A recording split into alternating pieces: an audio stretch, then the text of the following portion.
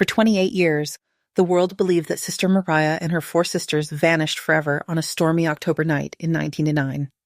Some whispered that we were dead. Others claimed we ran away with men under the cover of darkness. But the truth is more horrifying than anything anyone could imagine. My name is Mariah Taylor. I am 70 years old now, a black woman with warm brown skin, silver-streaked curls, a broad nose, and full lips that life has carved deep lines around. For nearly 3 decades, I have lived in the shadows. And today, for the first time, I will reveal the real reason 5 young women climbed over convent walls in the dead of night and erased their old lives forever. This is not a story of shaken faith.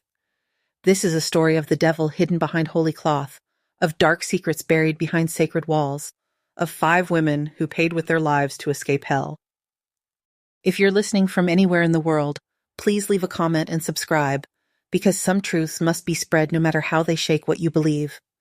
Some stories, however painful, must be told. And this story will change the way you look at faith, at power, and at the price of truth.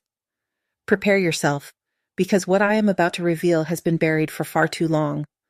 Since I was a child, I was always reserved, preferring to watch rather than speak.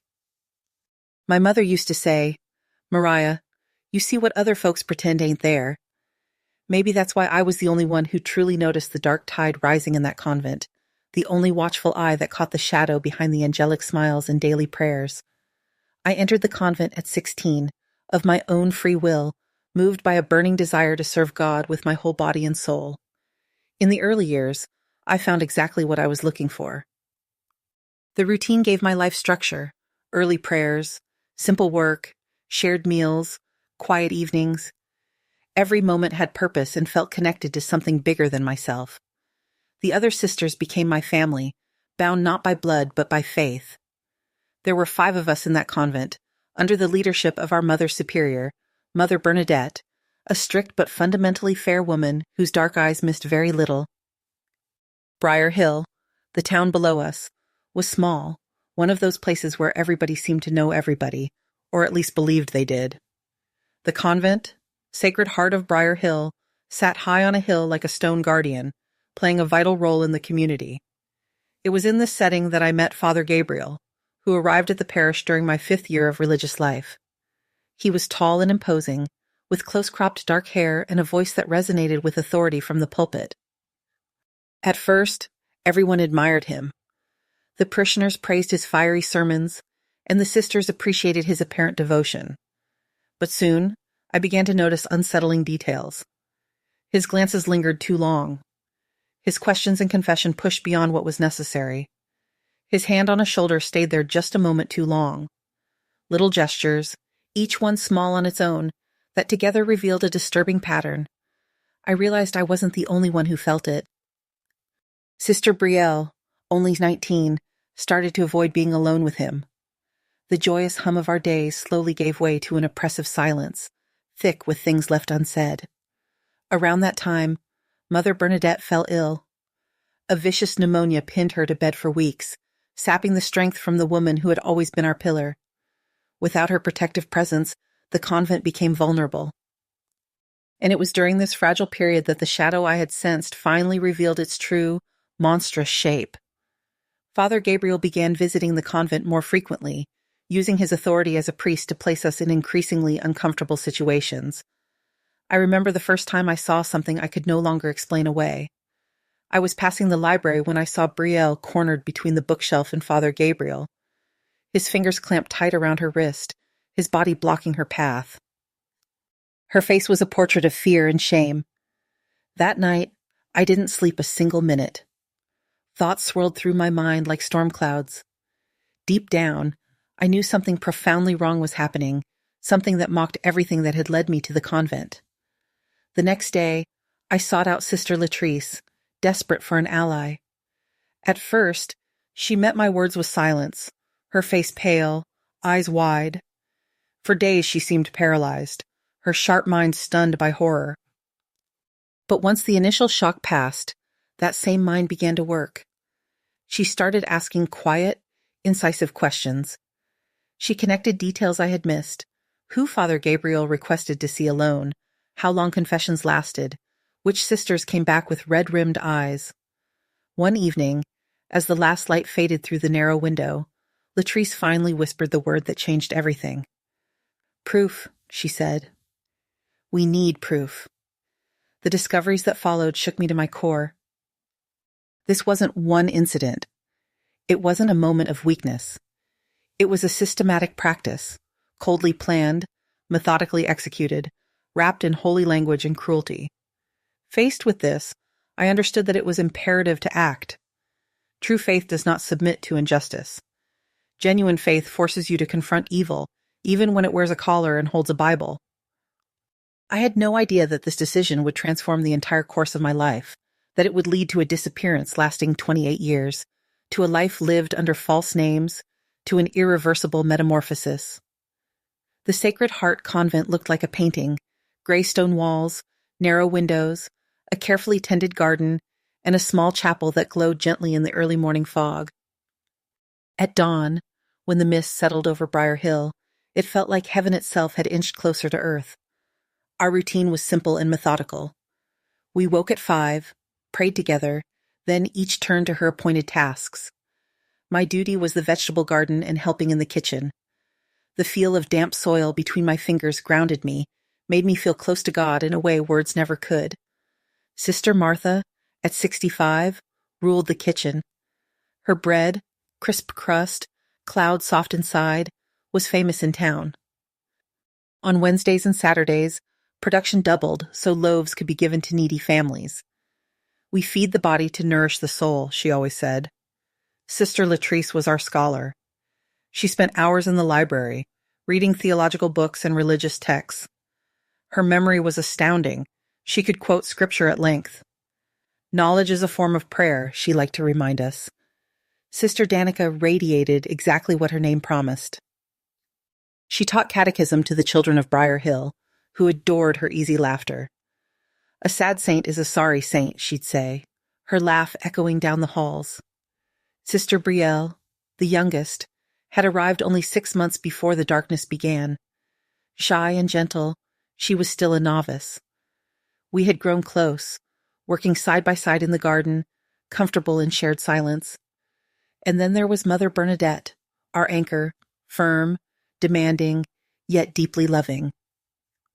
"Discipline without love is tyranny," she often said, "but love without discipline is indulgence." Our lives were given to service and prayer. Besides our internal duties, we helped the community in quiet ways. The convent was respected and seen as a refuge of peace. It was in this atmosphere of simplicity and devotion that the shadow crept in. Our longtime spiritual guide, Father Thomas, a gentle old priest who treated us like granddaughters, was transferred to another parish. We were sad, but we accepted it. Shortly after, Father Gabriel arrived. I remember the first day I saw him at the altar. His presence dominated the space, and his voice filled the chapel with ease. Something about him disturbed me in a way I couldn't name, though the other sisters were clearly impressed. On his first visit to the convent, he brought gifts: a thick theology book for Latrice, a small statue for the chapel, and rare seeds for our garden. During my first confession with him, his questions shifted from the usual examination of conscience to something else entirely. He asked about my life before the convent, about my thoughts, even about my body. He pressed for details no priest needed to hear. His visits became more frequent, always under some pretext. He needed to consult a book, ask about medicinal herbs, see whether we lacked anything. Every time he arrived, a heavy gloom seemed to seep in with him. I noticed patterns, how he sought moments of privacy with the younger sisters, how his gaze hardened when someone resisted, how his hand lingered where it had no right to be. One day, Brielle dropped a trowel at the sound of his voice. Her hands shook so badly I had to help her. "What did he do to you?" I asked. Her response was to cry, whispering that he had threatened her, that no one would ever believe her over him. I tried to talk to Mother Bernadette about it, but she was outraged at my implication. "Your thoughts are impure, Sister Mariah, sir," she said sharply. "Go and pray." ask forgiveness for entertaining such ideas about a priest. The situation worsened. He grew bolder, as if sure he would never be confronted. I witnessed the pain on my sisters' faces, especially Brielle, who seemed to shrink with every passing day. The breaking point came when Mother Bernadette fell gravely ill. Confined to her bed, she could barely speak. Father Gabriel then announced he would come daily to watch over our spiritual well-being. That was when his mask of sanctity fully slipped. One night, I found Brielle huddled in the hallway, her habit rumpled, a reddish mark on her cheek. "No one will believe me," she murmured, eyes vacant. "He says I'm just a silly little nun. He says he speaks for God." That night, I understood with chilling clarity, no one was coming to save us. The walls that were meant to protect us had become a prison. Our spiritual guide was our tormentor. Something had to be done, and I, the quiet observer, would have to act. Have you ever felt fear so deep it seems to freeze your soul, make your heart slam against your ribs like it's trying to escape? That's how I lived in those days. After Mother Bernadette's illness, Father Gabriel showed how cunning he really was. In front of others, he behaved properly. But whenever he managed to isolate one of us, his inner demon emerged. He created situations on purpose, sending separate messages to each sister. "Sister Brielle, I need to discuss an important matter with you in the sacristy. Sister Mariah, come to the library after evening prayers." Poor Brielle suffered most. Young, freshly vowed, too shy to defend herself, she was easy prey. Again and again, I saw how he pressed her against a wall, spoke too close to her face, let his hands accidentally touch places no man of God had any business touching. One night, I found Brielle huddled in the pantry, trembling, adjusting her habit with shaky hands. "He says he's my spiritual guide," she whispered. "He says I have to obey him. If I tell anyone, I'll go to hell." My blood ran hot with rage. For the first time in my life, I felt true hatred, not for a sinner, but for a predator who dared to cloak his evil in God's name. I held Brielle and promised to protect her. But who would believe two nuns against a respected priest, especially a black nun like me? I tried again with Latrice. "We have to do something," I've insisted. "What do you suggest?" She sighed. "No one's going to believe us. A priest's word weighs more than ours." "What about Mother Bernadette?" I tried. "She has to know. She's too sick. And even if she could listen, you know how it would go. The church protects its own, Mariah, and we are not its own." The situation deteriorated further when Father Gabriel turned his attention to Danica. Once so cheerful, she became quiet. Her appetite faded. Her eyes were constantly red from crying. One afternoon, she finally broke down and told me what happened. "He called me for special spiritual guidance," she said, voice breaking. "He started asking if I'd ever had impure thoughts, if I truly understood chastity. When I tried to leave, he grabbed my arm so hard he left a bruise. Something inside me broke. Seeing Danica, our sunshine, reduced to that state felt like watching him murder her spirit. From that day on, I kept watch. I tried to ensure none of the younger sisters were alone with him, assigning them to group tasks, changing rotations when I could. He noticed. Soon, he began isolating me instead, whispering to the older sisters that I was struggling with obedience. Martha began to eye me with suspicion. One afternoon, Father Gabriel asked her loud enough for others to hear, "Is it true Sister Mariah has been difficult lately?" Every part of me wanted to scream the truth, but I knew no one would listen. Words would not be enough. We needed proof. I started documenting everything in a small notebook hidden beneath a loose floorboard: dates, times, where he went, who he spoke to, how long confessions lasted, anything I could observe. Then came the night he crossed the final line. Brielle stumbled into my room, shaking so hard she could barely stand. Finger marks stained her face. Her habit was torn at the shoulder. He tried, Fiché, she whispered. In the confessional. He said it was my penance, that I had to give myself to him to be purified. The anger that surged through me was like nothing I'd ever known. This ends today, I said. The next morning, under the pretense of needing to buy special supplies for the infirmary, a task sometimes assigned to me, I received permission to go into town. Instead of heading to the market, I went straight to the office of the regional bishop. I waited 3 hours on a wooden bench, clutching my notebook.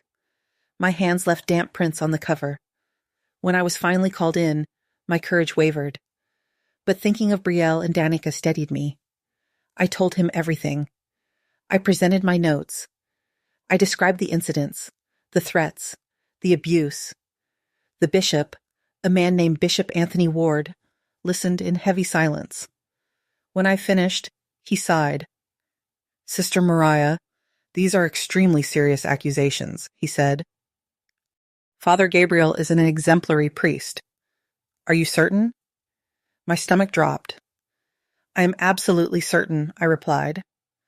I fear for the well-being of my sisters as long as he walks freely into that convent. I will investigate, he said finally. But I urge you to maintain absolute discretion. A scandal of this magnitude could severely damage the church's image. I left with a mixture of fragile hope and deep dread. I had done everything I could within the system.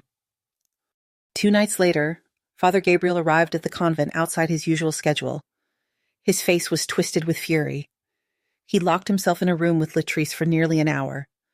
When he emerged, Latrice looked devastated, while his expression was smug. As he passed me, he leaned in and whispered, God punishes those who lie about his servants. The bishop told me everything. I felt the ground vanish beneath my feet. The bishop had betrayed my confidence. Latrice came to my room later, eyes red. What have you done, Mariah? She cried. You went to the bishop behind everyone's backs. I was trying to protect you, I said weakly. She shook her head.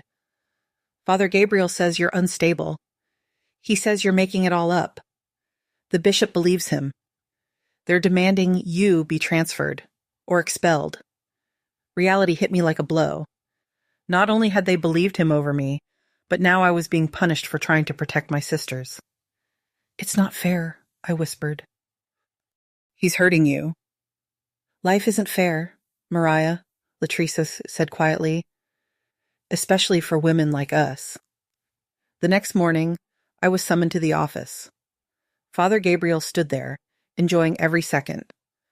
With theatrical care, he read aloud the bishop's order demanding my immediate transfer to a remote convent in rural Montana for insubordination and defamation against a man of God. In that instant, I understood something with brutal clarity. There would be no justice for us inside this structure. If we stayed, he would destroy us. I would not go to Montana. If we were to survive, we would have to disappear. We're leaving, I told my sisters later. We're going to flee. The word flee echoed in that damp cellar like a forbidden prayer. I never imagined I would one day plan an escape from a convent, the place I had once believed would be my refuge until I died. Yet there we were, 5 frightened nuns whispering among crates of potatoes and stacks of canned goods. Latrice, always the strategist, hesitated. If we run, we'll look guilty, she said. They'll say we're hiding something. And we are, Danica answered bitterly. We're hiding our shame, our humiliation, the fact that the church abandoned us. Brielle just sobbed softly, hugging her knees to her chest. Martha, the eldest, stayed silent for a long time. 60 years, she finally said. For 60 years, I've served God inside these walls. I thought I'd find peace in death here. But now I see that sometimes God asks for sacrifices we don't understand. If leaving is the only way to protect my sisters, then His will be done. Her words sealed our decision. We would flee together. But how could 5 women with no money, no contacts, and nowhere to go manage such a thing? The convent wall was high, topped with glass shards set into the concrete. The front gate was heavy and loud. Even if we slipped out, where would we go? We needed help, from outside. I prayed as I had never prayed before, not reciting memorized words, but pouring my fear and desperation straight into God's hands. Lord, if this is your will, I whispered, send us a sign. He did, in the most unexpected way. His name was Rashad Miller, the vegetable supplier who delivered crates twice a week. A quiet man with calloused hands, brown skin weathered by sun, and kind eyes that rarely lingered where they shouldn't. He lived alone on a small farm outside Briar Hill. That day, as I helped him unload the crates, he watched me more closely than usual. You don't look well, Sister Mariah, he said softly. I forced a smile. I'm fine. Just tired. He hesitated.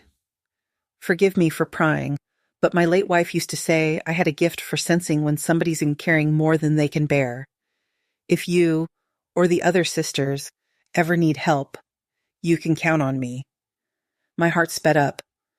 Was this the sign I'd asked for, or a dangerous illusion? What makes you think we need help? I asked carefully. He sighed.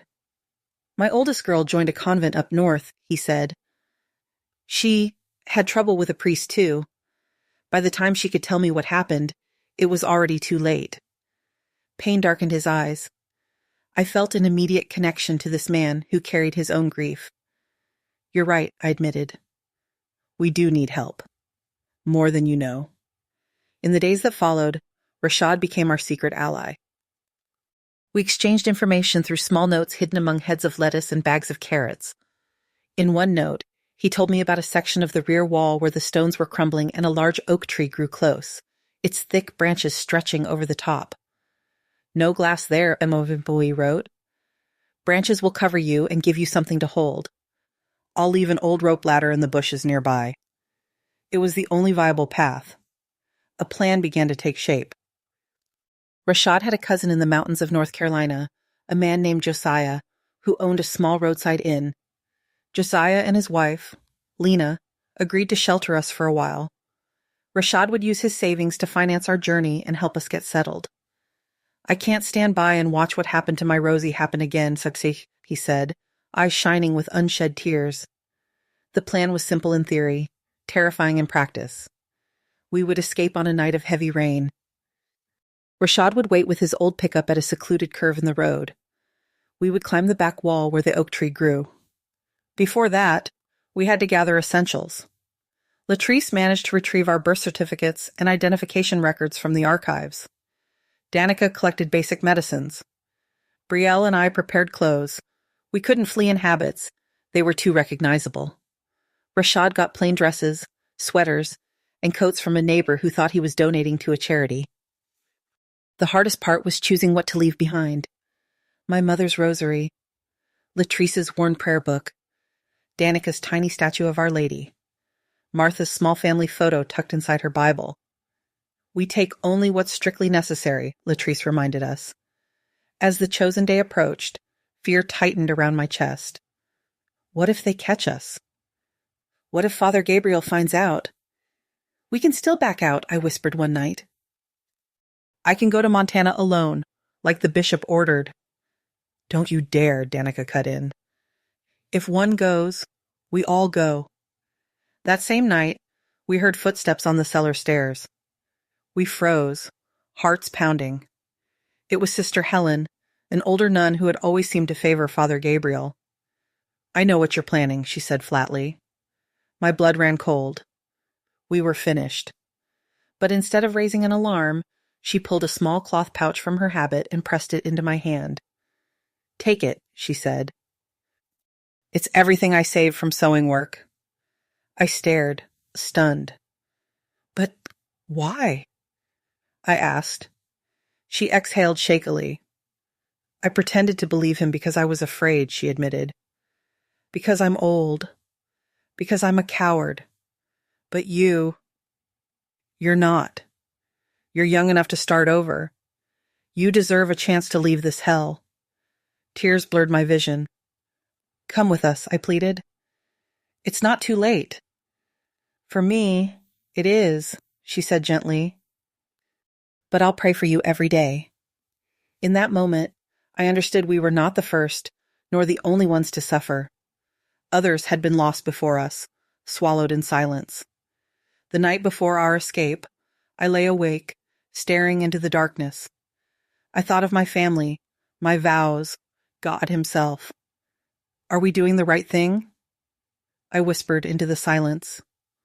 Lord, if this is your will, protect us. The next morning, among the lettuce, Rashad left a final note. Tonight, midnight. Rain coming. The day passed in a blur. We performed our duties as if everything were normal, hearts racing beneath our habits. At midnight, the convent bell tolled 12 times, its sound nearly drowned by the downpour hammering the roof. In the cellar, we carefully folded our habits and laid them in a neat stack. I looked at my sisters. In plain clothes, they were almost unrecognizable. We were no longer nuns. We were women fighting for our freedom, our dignity, our lives. We slipped out through the pantry door. Rain soaked us in seconds. Danica threw the rope ladder over the rear wall where the oak's branches arched above. I climbed first, scraped hands gripping slick stone and rough bark. Danica followed, then Brielle, then Latrice. Martha climbed last, her breaths ragged. For a terrifying moment, I thought she wouldn't make it. But then she reached the top, eyes blazing with a victory larger than the wall beneath her. Then we ran. 5 ex-nuns, drenched and shaking, fleeing through the darkness. As planned, Rashad was waiting, his pickup truck pulled off on a hidden curve. 3 of us squeezed into the cab. Danica and I climbed into the back, crouching beneath a tarp. And just like that, we left behind the convent, the town, and the lives we had known. We had no idea how far the consequences of that night would reach. We didn't know our disappearance would cause a scandal, that we would be hunted, that our names would be dragged through the mud. We didn't know we would spend 28 long years living in secrecy under names that weren't ours, carrying a burden far too heavy for any of us. The night of October 17th, 1979, is carved into my soul. The rain turned the earth to mud. Thunder swallowed the sound of our feet. Lightning flashed like judgment across the sky. In just a few hours, we had gone from devoted nuns to fugitives. We abandoned our identity, our purpose, and the life we had carefully built. The truck jolted violently along the dirt road. Under the soaked tarp, Danica and I were thrown against each other more than once. Silence pressed in, broken occasionally by quiet sobs. After what felt like an eternity, the truck slowed. My heart hammered. Had someone seen us? Had we been betrayed? Then I heard Rashad's voice. We're here, sisters. You can get out. I lifted the tarp and saw the inside of a wooden shed. Tools hung on one wall. Sacks of feed were stacked in a corner. The air smelled of hay and animals. Where are we? I asked, helping Danica climb down. Old barn on my brother-in-law's land, Rashad explained. About 20 miles from Briar Hill. Nobody's used it in years. You can stay here a few days. The place was rough but clean. In one corner, mattresses and blankets were piled. An improvised table held canned food, water bottles, and a lantern. Rashad, I began, choked with emotion. He shook his head. Rest now, he said. I'll be back tomorrow with more food and news. After he left, we looked at one another, 5 soaked women shivering in an unfamiliar barn. Martha broke the silence first. Let's thank God, she said, for escaping, for finding a friend in Rashad, for still being together. We formed a circle and held hands, as we had done so many times in the convent.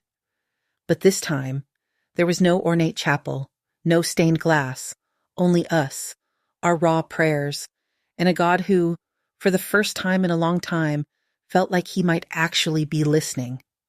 After praying, we set about organizing the space. Latrice distributed mattresses and blankets. Danica checked on everyone, especially Martha, who looked exhausted. Brielle and I sorted the food and lit the lantern. We ate bread and cheese in near silence, each woman lost in her own thoughts. "What are we going to do now?" Brielle finally asked, voice barely above a whisper. "We go to Josiah's Inn in North Carolina," Latrice answered. "Once we're there, we'll decide the next step. We can't live running forever. One day at a time, Brielle." First, we put enough distance between us and Briar Hill to breathe. That first night, I slept in fits, waking at every small sound. When I finally opened my eyes for good, the smell of coffee filled the barn. Martha, always the first up, had lit a small stove and was brewing a pot. "Morning, Mariah," she said, smiling as she handed me a steaming cup. I slept like I haven't slept in years. No fear. Her simple words hit me hard. Despite the danger, for the first time in a long time, we had slept without the constant terror of what Father Gabriel might do. One by one, the others woke. We shared coffee and the last of the bread as we waited for Rashad. He arrived around noon, bringing more food, dry clothes, and news. "The convent's in an uproar," he said. "They discovered you were gone at dawn. Father Gabriel's furious, telling everybody you ran off because of behavioral problems and spiritual rebellion." "Are they looking for us already?" Latrice asked. "Yes. Police have been called. They're checking highways and bus stations. But nobody's going to think to look for you in an old barn like this." He went on to explain the next step. His cousin Josiah would come the following day with a larger delivery truck to take us to his inn in North Carolina. We would ride hidden among the furniture and boxes. "You'll need new names," Rashad said. "New stories. You can't say you were nuns." Latrice took out a scrap of paper. "We need to agree on a story," she said.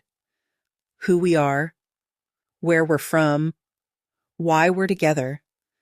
Over the next few hours, we created new identities. We decided we would be sisters and cousins from a family that had lost everything in a flood and was starting over. I stopped being Sister Mariah and became Linda Taylor, a 24-year-old elementary school teacher. Brielle became Maya, my younger sister. Latrice and Danica became our cousins Raven and Rose. Martha became Aunt Millie, the woman who had raised us after our parents' death. We practiced our new names, our new story, over and over until the lies felt almost natural on our tongues. Rashad also brought civilian clothes for me. I hadn't worn anything but a habit in nearly 10 years. Seeing myself in a simple skirt and blouse was surreal. "You look younger," Danica said softly. "Almost like the girl you were before you came here." I swallowed hard. In the convent, I had never cared about my appearance. Vanity was discouraged. But now, staring at the woman in the cracked mirror, I realized I was stepping into a world with different rules. That second night, anxiety about the future wrapped around me like a second skin. We were no longer just fugitives. We were about to become entirely different people. I woke before dawn from a nightmare where Father Gabriel found us, dragging us back in chains. I stepped outside and sat on the barn's threshold. A faint line of light traced the horizon, promising a new day. The full weight of what we had done settled on my shoulders. We had abandoned vows we swore before God. We had walked away from everything we knew. Tears slid down my cheeks, not of regret, but of grief. "Mariah?" Brielle's voice came from behind me. "You all right?" "Yes," I lied, forcing a smile. "Just thinking about what comes next." "I'm scared," she admitted. "Me too," I said honestly. "But we have each other, and we still have God." "Does he still hear us after all this?" she asked. "God doesn't live only inside convent walls or hide in stained glass," I said quietly. "He lives here." I touched my chest. "And here." I touched hers. "He saw everything we went through. He understands why we ran." Just then, we heard an engine. We tensed, but relaxed when we recognized Rashad's pickup, followed by a larger truck. "This is my cousin, Josiah," Rashad said as we stepped forward. "He'll drive you to North Carolina." "The truck's loaded with furniture for delivery," Josiah explained. "You'll ride in the back, hidden. No one stops a delivery truck." "Are we ready?" I asked, knowing we weren't just talking about luggage. We were talking about leaving our old selves behind. Latrice straightened. Danica nodded. Brielle, Maya now, shivered but stepped forward.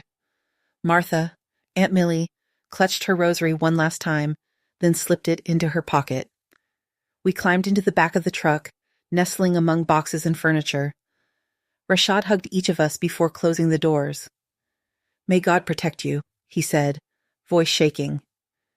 "You're the bravest women I've ever known." Darkness swallowed us as the doors shut. The engine roared to life. Holding Maya's hand in one of mine and Latrice's in the other, I felt a strange mix of dread and relief. Dread of the unknown. Relief at finally being out of his reach. We stayed at Josiah's Inn for nearly 3 months. It was a small, isolated place off a mountain road in North Carolina. Perfect for people who didn't want to be found. Most guests were travelers passing through, staying 1 or 2 nights. Josiah's wife, Lena, treated us with quiet kindness. She never asked questions. One afternoon, as we hung sheets together, she took my hand. "I don't know what you're running from," she said gently. "I don't need to know. Just remember, you're safe here." Her words brought tears to my eyes. It was the first time in a long while that I felt seen without being judged. We knew we couldn't stay forever. The inn was modest. We couldn't keep living off other people's kindness.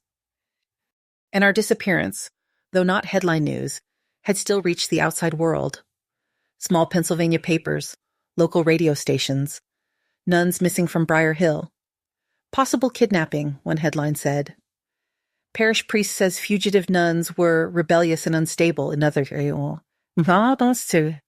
claimed. I read these reports in secret, my heart sinking as Father Gabriel slandered us, painting us as problematic, unworthy, even dangerous. In one short notice, I learned that Mother Bernadette had died, not from pneumonia, which she'd been recovering from, but from a heart attack after hearing of our escape. Guilt crushed us.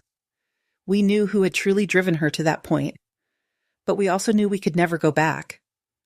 Going back would mean walking back into his hands, Latrice said quietly. And that we cannot do. So we disappeared deeper into the world instead, under new names, with new lives, carrying the old wounds. And that is where the rest of the story begins. The Vanishing of Briar Hill, Part 2. Now they'll say we killed our Mother Superior with our behavior. That was the first thought that crossed my mind after we heard that Mother Bernadette had died of a heart attack, just days after our disappearance. In Briar Hill, people needed simple explanations for complicated tragedies. 5 nuns vanish and the Mother Superior's heart gives out soon after? Of course they'd blame us. With the help of Josiah and Lena at the inn, we obtained new documents. Don't ask how, Josiah warned, sliding the envelope across the small kitchen table. There are things it's better you don't know. Inside were fresh identities, birth certificates, social security numbers, driver's licenses. Overnight, we were no longer Sister Mariah, Sister Latrice, Sister Danica, Sister Brielle, and Sister Martha. We became Linda Taylor, Raven James, Rose Daniels, Maya Rodriguez, and Millie Carter, a regular Black family with a regular story. Josiah had a contact in Cleveland, Ohio, a man who owned a small garment factory that produced uniforms. He needs steady workers, Josiah said. He doesn't ask many questions. You show up, you sew, you get paid. 3 months after arriving at the inn in the North Carolina mountains, we packed our few belongings once more and headed north. In Cleveland, we rented a modest house in a quiet, out-of-the-way neighborhood where nobody looked twice at 5 women sharing a home. Adapting to the secular world was a brutal challenge. None of us knew how to live outside convent walls. Simple things, using a payphone, figuring out a bus schedule, Buying groceries at a supermarket felt like trying to read a language we'd never learned. I still remember the day we went to the bank to open a checking account. The fluorescent lights hummed overhead. The line snaked around the lobby. The sound of numbers being called out made my heart race. By the time we reached the counter, my hands were shaking so badly I could barely hold the pen. "Are you all right, ma'am?" the teller asked. "I'm fine," I lied, forcing a smile. "Just not used to all this." Latrice, now Raven, was the one who led us into each new unknown with that fierce, steady courage of hers. "We'll learn," she said. One form at a time. Danica adapted quickly, surprising us with how easily she picked up small talk with coworkers and neighbors. Brielle, now Maya, was still so young, but she learned fast, her trauma tucked behind a careful smile. Martha, our Aunt Millie, fought bravely against the limits of age, doing her best to keep up, even when her body protested. The factory work was exhausting, but in a strange way, soothing. Day after day, we sat at long rows of machines, sewing dark blue and gray uniforms. The repetitive, rhythmic motion calmed the mind. For the first time, we were earning our own living, not relying on the church, not depending on charity. We built a new routine. Though we were physically far from the church, our faith remained. Every night, after work and dinner, we gathered in the small living room to pray. No rote Latin, no formal litanies, just raw, honest conversations with God. "Lord, you saw what we ran from," I'd whisper. "Help us keep going." Months turned into years. Cleveland slowly became familiar. The smell of factories in winter air, the sound of trains at night, the sight of Lake Erie on our rare free days. The factory prospered, and with time, our wages rose. We moved to a slightly larger house with 2 bathrooms and a small backyard, where I tried, unsuccessfully, to grow tomatoes in the rocky soil. We made a few friends, coworkers who invited us to barbecues, neighbors who shared casseroles when someone was sick. But we always kept a piece of ourselves hidden, editing our stories, skipping whole chapters. The owner of the factory, Mr. Russo, and his business partner, Amir Collins, quickly noticed Raven's sharp mind and natural leadership. 3 years after we started, they promoted her to production supervisor. "That woman keeps this place running," Russo told me once, nodding toward Raven's office. "I don't know what I'd do without her." The salary increase was a blessing, especially as Aunt Millie began to show signs of frailty. Her hands shook more. She tired easily.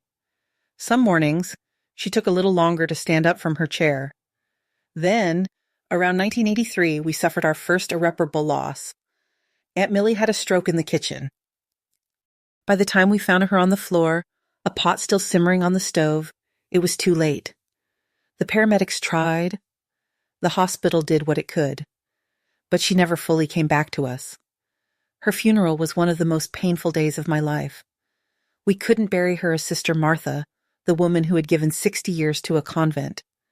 We buried her as Amelia Carter, a name that only partly belonged to her. No habit.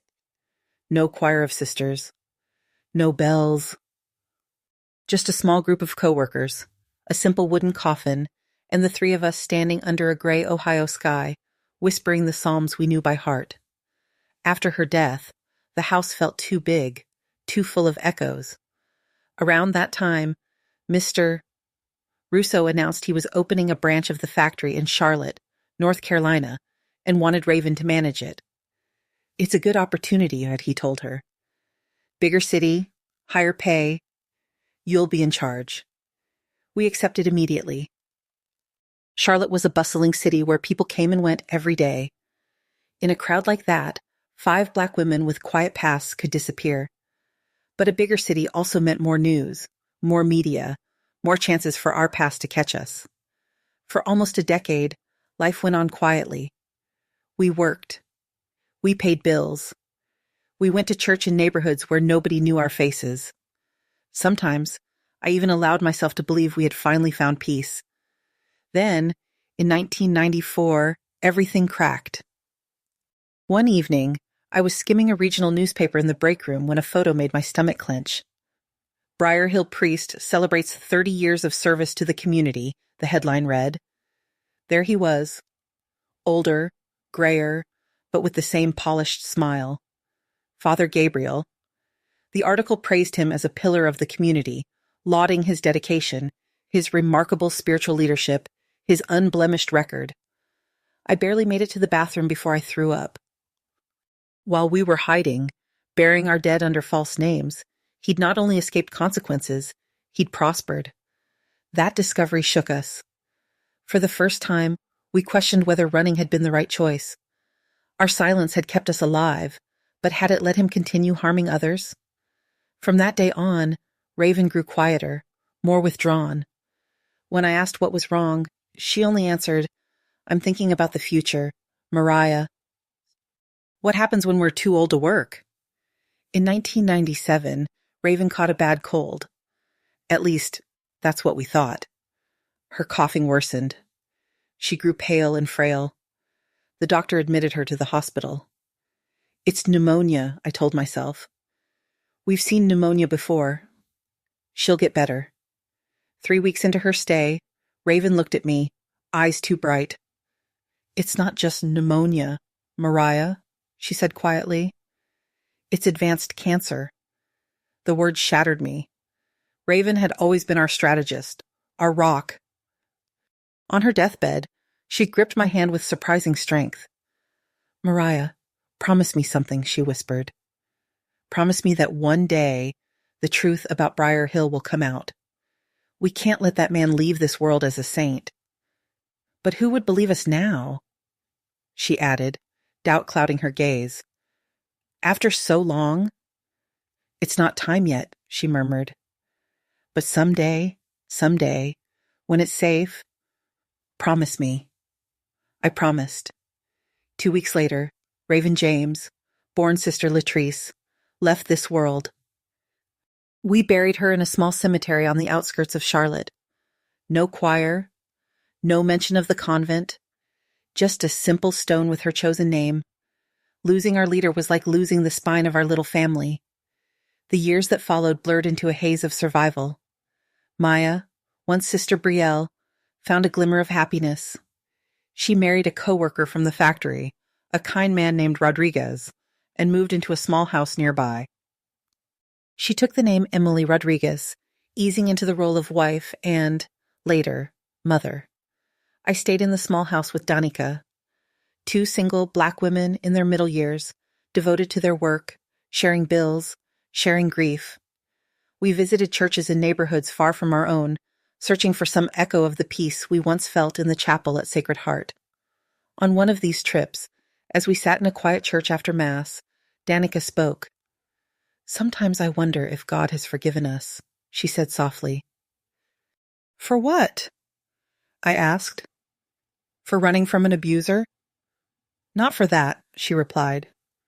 For abandoning our vocation. For never trying again somewhere far from him. I realized then that part of her still longed for the structure, the rhythm, the sense of purpose convent life had given us. Just 2 months after Raven's death, that same heart that longed for God began to fail. Danica was diagnosed with a chronic heart condition. She managed it for years, medication, appointments, fatigue, but in 2003 she slipped away quietly in her sleep. Another burial. Another simple stone. This time, only 2 former nuns remained. Me and Emily.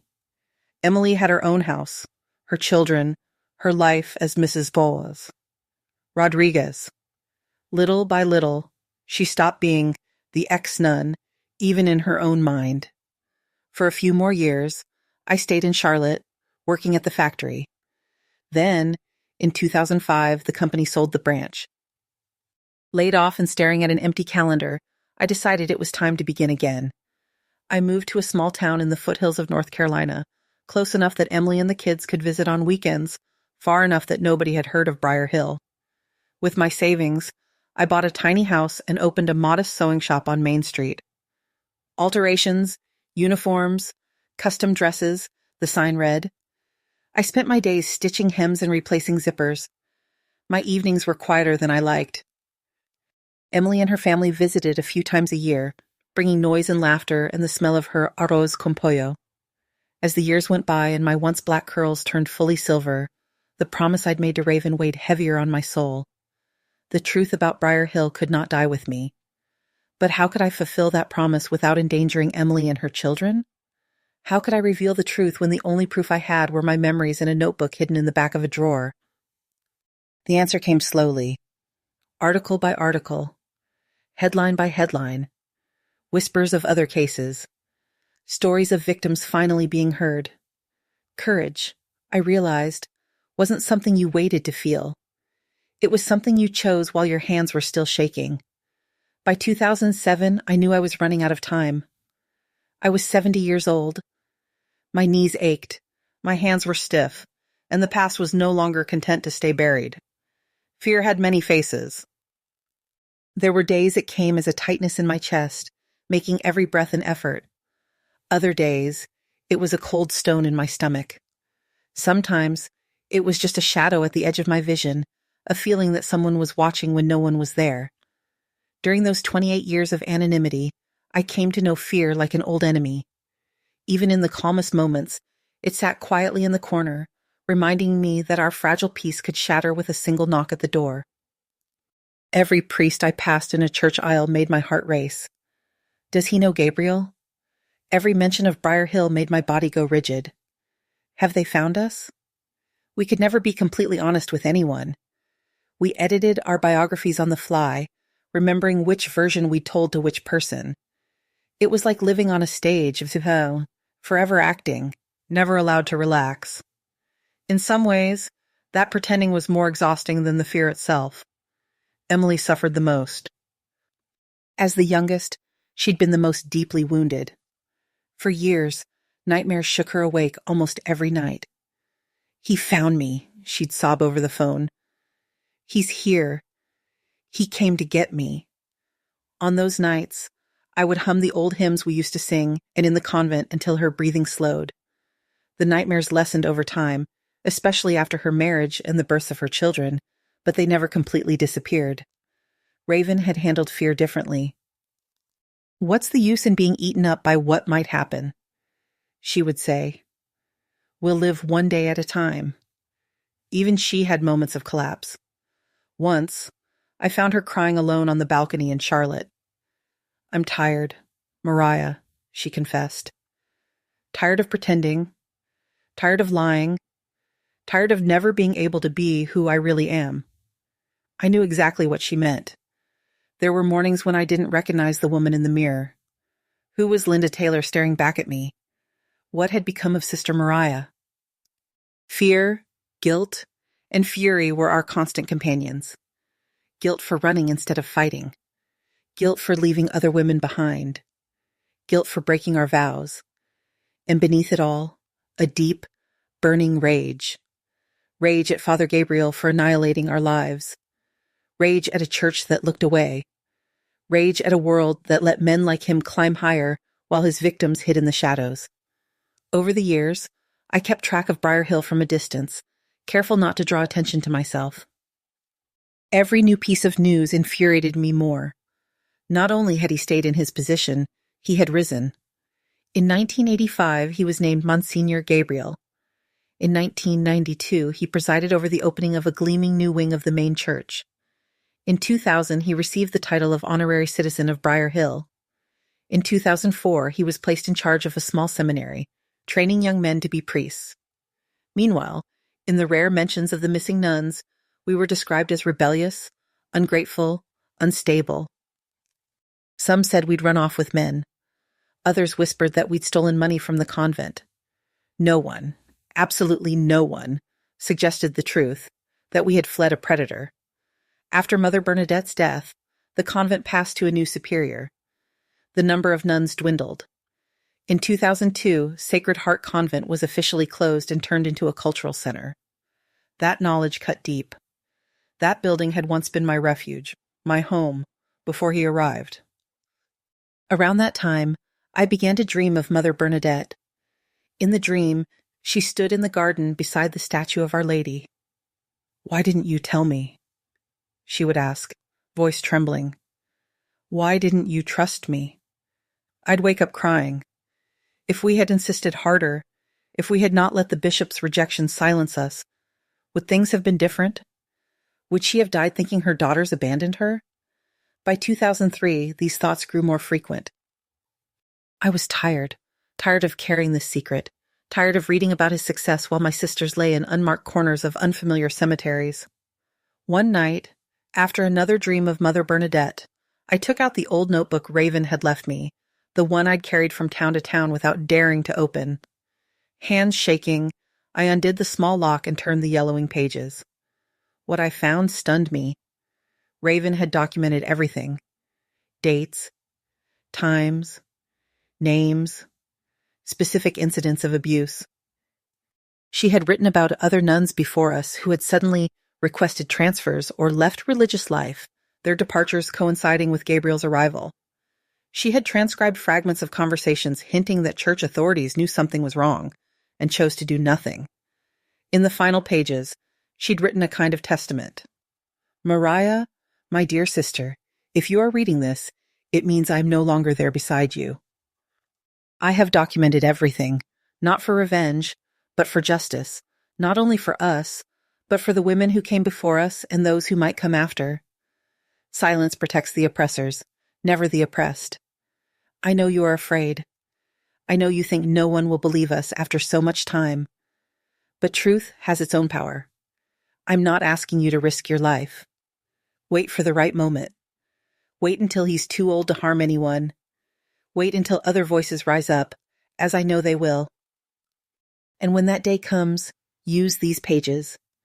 Use our story. Use your voice, which has always been stronger than you realize.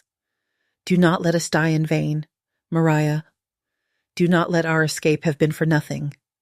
With all my love, Raven." I closed the notebook, my hands trembling. Raven had always known this day would come.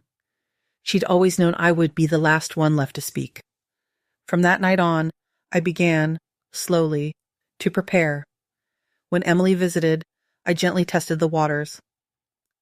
"What would you do," I asked once, "if the truth about Briar Hill came out?" "I don't want my children to know," she said firmly. "I don't want them to carry this burden.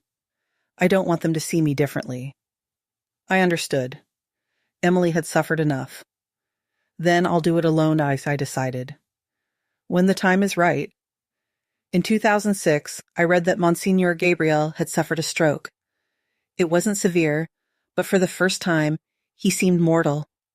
Then, in January 2007, one small article stopped my heart. A new priest had been assigned to assist him because of his fragile health.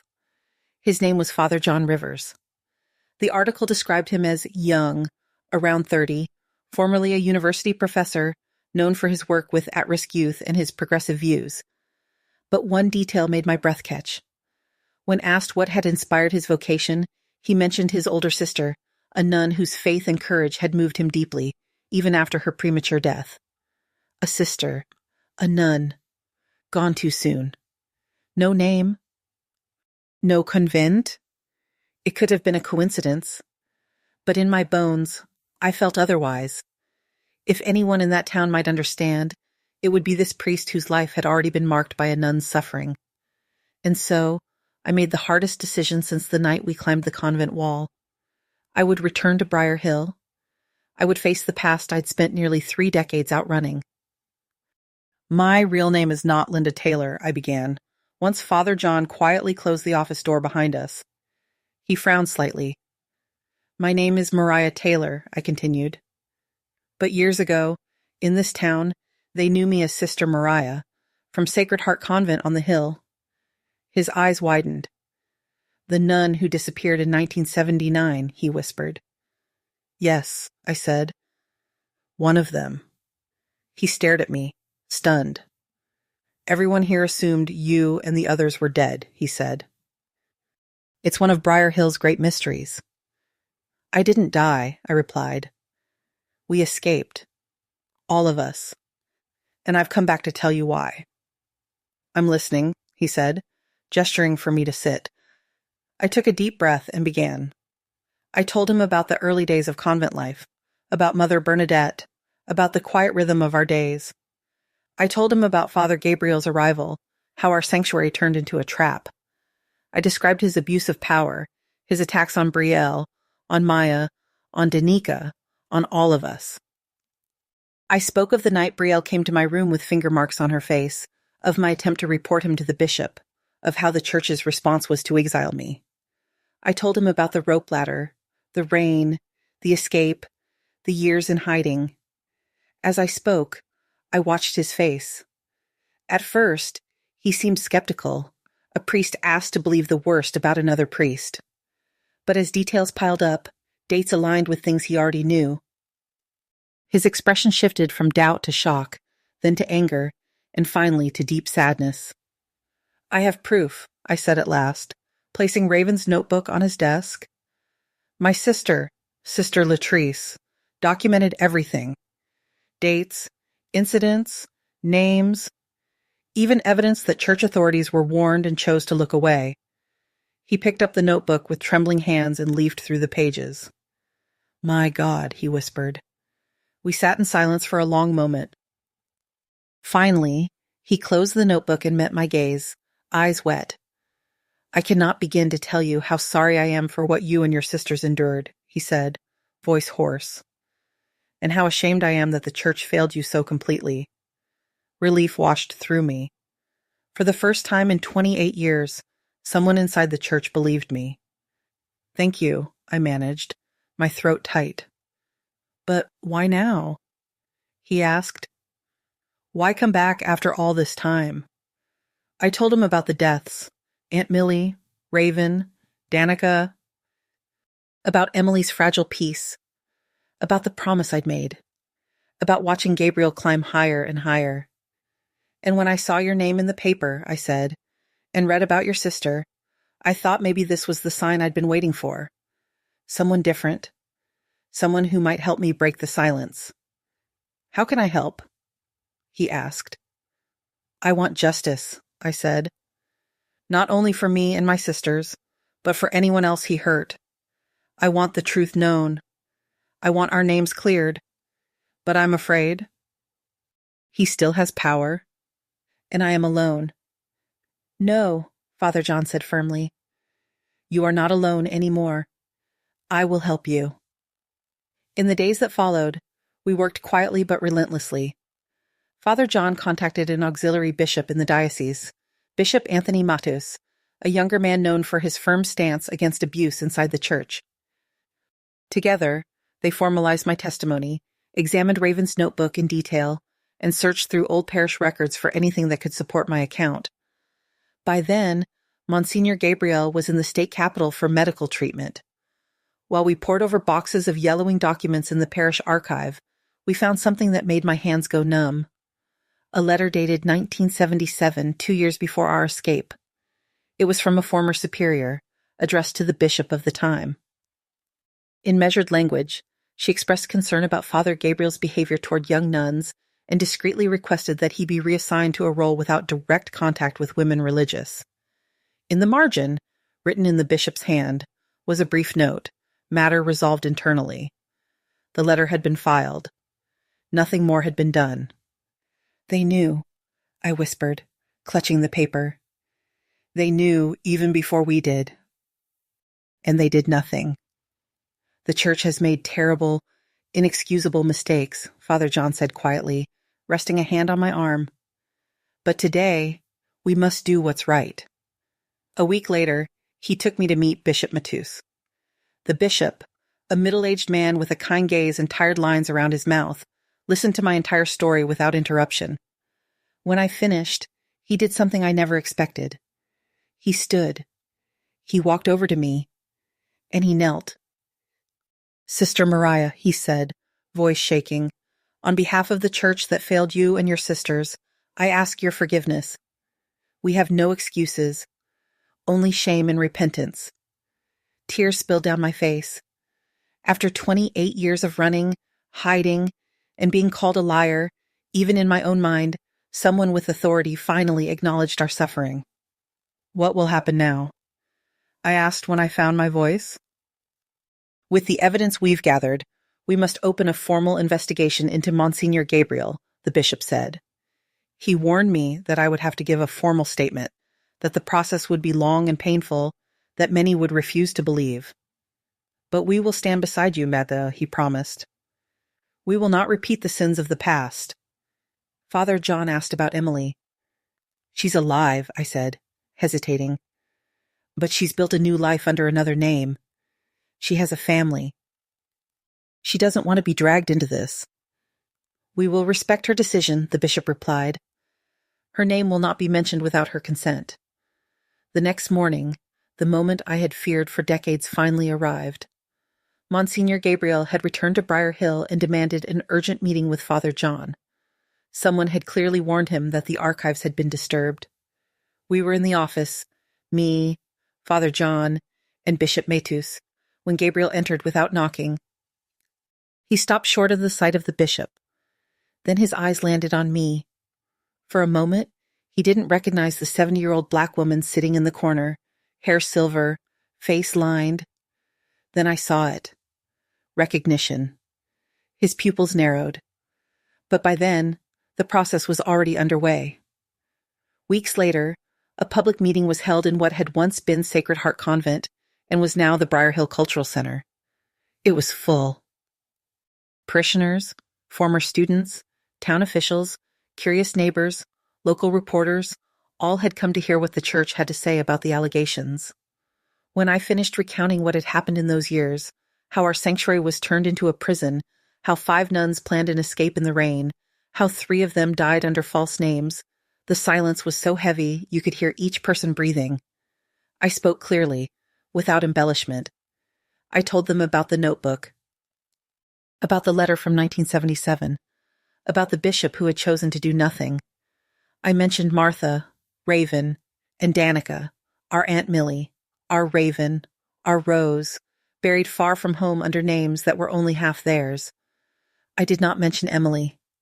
For everyone there, my story involved 4 nuns, not 5. It was a small omission inside a much greater truth. And I trusted that God understood. When I finished, I looked out at the sea of faces. Some were wet with tears. Some were pale with shock. A few, especially those who had adored Monsignor Gabriel for decades, glared at me with open hostility. It was Mrs. Teresa Morel, a retired teacher respected by everyone in town, who broke the silence. She rose slowly. Sister Mariah, she said, voice steady, I believe you. And I am deeply sorry that no one believed you when it could have made a difference. Other voices joined hers. A middle-aged man stood up and said his sister had been a novice at the convent before us. She left abruptly, refused to talk about it, and never set foot in a church again. An elderly woman confessed she had heard rumors about Gabriel years earlier, but had dismissed them as impossible. I didn't want to believe a priest could behave like that, she said, weeping. I chose to close my eyes. Little by little, stories emerged. Former nuns, women from the parish, even ex-seminarians who had endured humiliating discipline under his authority. Piece by piece, a pattern became undeniable. Gabriel was not the man they thought he was. Of course, not everyone was convinced. Some left muttering that it was all lies, that I was an unstable old woman seeking attention.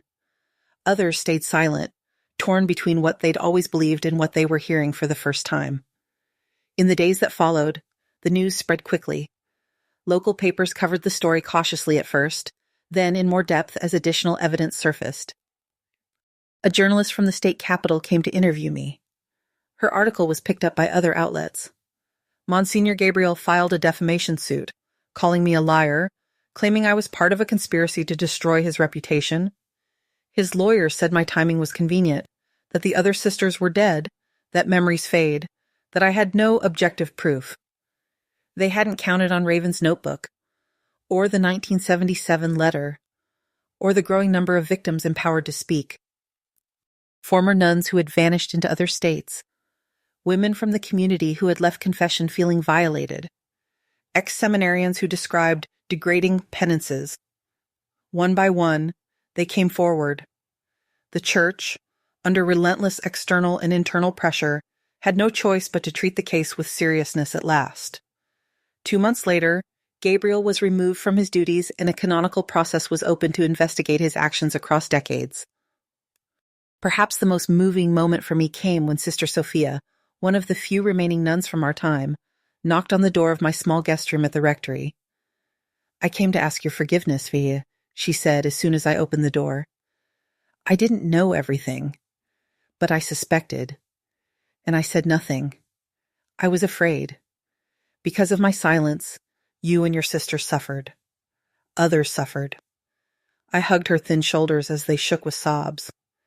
I felt no anger, only the heavy awareness of how many had been trapped in the same web of fear. Briar Hill had to face the truth. There were days when I received so many letters and messages of support that I could barely read them all. There were also nights when the police had to patrol near my house because of anonymous threats. But slowly, even the most skeptical were forced to confront the evidence. As Raven had written, the truth had a power of its own. The canonical process lasted almost a year. The final decision was harsher than many expected. Gabriel was laicized, stripped of his clerical status. For many of us, the punishment felt incomplete. He would not go to prison. The crimes were too old, legally prescribed. He would keep his pension, his house, his physical freedom. But he lost the thing he valued most, his title, his collar, his influence. The man who had once used holy vestments as a shield for his violence now had those vestments taken away. A few weeks later, he left Briar Hill in the middle of the night. No farewell ceremony, no farewell mass. No one knew exactly where he went. Like us decades earlier, he vanished from the town he had scarred. Today, at 70 years old, I look back over a life I never could have imagined. From the 16-year-old black girl who entered Sacred Heart full of hope, to the 24-year-old who climbed a wall in the pouring rain, to the middle-aged woman who sewed uniforms under a false name, to the elderly woman who finally returned to speak her truth. For the last 15 years, the Sacred Heart Peace Center has been the core of my existence. What began as a fragile idea, a small support group in a rented room, has grown into a reference point across the Northeast. We have psychologists, lawyers, social workers. We help hundreds of women each year reclaim their voices, their strength, their right to a life free of abuse. Emily, my dear Maya of the past, moved to Briar Hill 5 years ago after her husband died. Her children are grown. She wanted to spend her later years near her true family. She now works with me at the center, especially with young women. They look at her, see her warmth, her resilience, and understand that it is possible to build a joyful life even after deep trauma. Father John is still the parish priest. He has refused promotions. "My place is here, Gyafik," he always says, "where I can see, every day, what the gospel looks like when it's lived, not just preached." Over time, he has become one of my closest friends and allies in turning the old convent grounds into a place of healing. As for Gabriel, he died in a nursing home in Florida, far from Briar Hill. They say he died alone, that almost no one attended his funeral. I did not feel anything when I heard. Only a quiet sense of closure, as if the last page of a painful chapter had finally been written. Sometimes, when I walk through the garden of the center and look at the 5 stone benches with our names, Martha, Latrice, Danica, Brielle, and Mariah, I feel my sisters close. I can almost hear Danika's laugh, Raven's calm voice, sense Aunt Millie's rough hands guiding mine. I know, with a certainty deeper than logic, that they are at peace, that our suffering was not in vain. It comforts me to know that my story, our story, is helping others find their own voices. Looking back, I see how much I've learned. The first lesson is about the heart of true faith. When I entered the convent, I thought faith meant obeying without question, trusting every authority figure, swallowing every command. That misguided obedience is what allowed men like Gabriel to thrive. Today, I know real faith is harder and holier.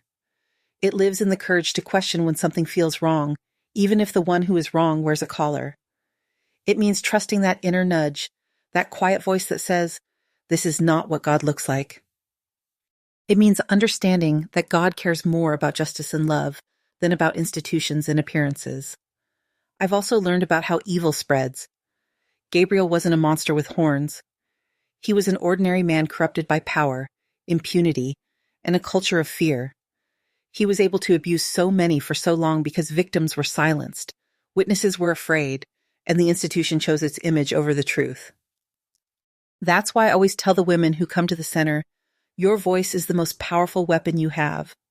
Use it, even if it trembles. Even if at first it's only a whisper. Do not be silent. Another lesson is about community. Alone, none of us would have survived. Together, we found strength. It was the kindness of people who barely knew us. Rashad with his truck, Josiah and Lena with their inn, Father John with his courage. That allowed us to start again. No one heals in isolation. We need each other more than we dare admit. And finally, I learned about forgiveness. Not the kind forced on victims to hurry them into silence. The kind that slowly grows as we realize that resentment keeps us chained to the past. I forgave myself for not stopping Gabriel. For running. For staying silent for so many years. I forgave the institution, not to excuse it, but to free myself from the poison of hatred. And, most importantly, I forgave God. For a long time, I was angry with him. "How could you let this happen in your house?" I asked. "Where were you when we cried in the dark?" Today, I see that God was there, in the strength we found to flee, in Rashad's outstretched hand, in Raven's careful notes, in every step that brought me back to speak. God never promised a life without suffering. He promised to walk with us through it. Pain teaches. Faith sustains. Pain can either destroy us or teach us, I tell the women who sit across from me in my office. But it is living, honest faith, not blind faith, that carries us through the darkest nights. People often ask if I still consider myself a nun. My answer is always the same. I never stopped being Sister Mariah in my heart, I say. The vows I took at 16, poverty, chastity, obedience, I still keep them, in my own way. Not because someone demands it, because I choose it. And obedience. I have learned that true obedience is not owed to a man or a structure, but to the voice of God inside us when it calls us to justice and truth.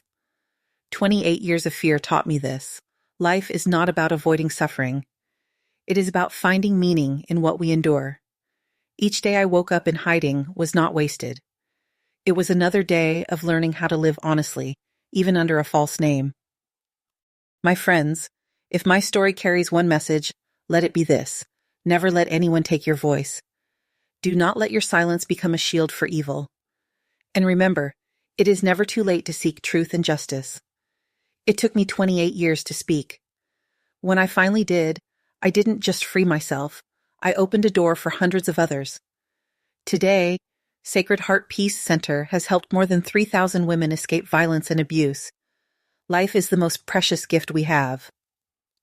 Every day is a chance to change, to speak, to do what is right. Emily, the Maya of yesterday, is now grandmother to 4 beautiful grandchildren.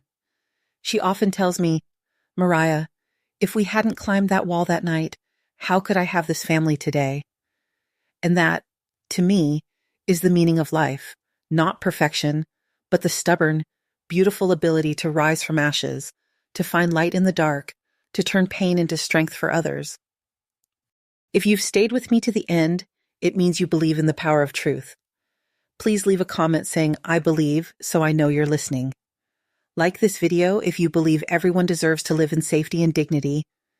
And don't forget to subscribe to my channel, because there are many more stories that must be told, many more truths that must be exposed. Every subscription is another voice standing beside those who still cannot speak. My life is proof that it is never too late to start again.